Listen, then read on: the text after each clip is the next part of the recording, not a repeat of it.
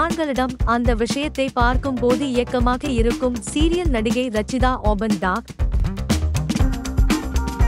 பிரிவோம் சந்திப்போம் என்ற தொடர் மூலம் தமிழ் சினிமாவிற்கு வந்தவர் நடிகை ரச்சிதா.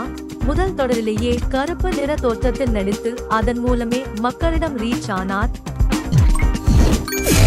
அந்த தொடருக்கு பிறகு சரவணன் மீனாட்சி இரண்டாம் பாகம் நடித்து மேலும் பிரபலம் ஆனார்.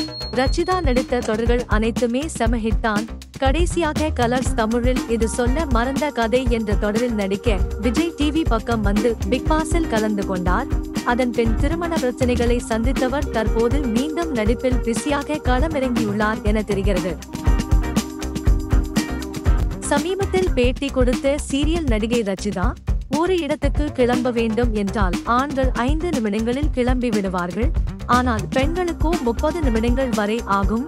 எல்லா ஆண்களுமே சீக்கிரம் கிளம்பி விடுவார்கள். அதை பார்க்கும் போது ஏக்கமாக இருக்கும். பெண்கள் எப்போதும் தனது உடையில் அதிக கவனம் செலுத்துவதால் தான் இந்த தாமதம் ஏற்படுகிறது என பேசியுள்ளார் ரச்சிதா மகாலட்சுமி. தொடர்ந்து சினிமா செய்திகள் பார்க்க நமது சேனலை சப்ஸ்கிரைப் பண்ணுங்க. நன்றி.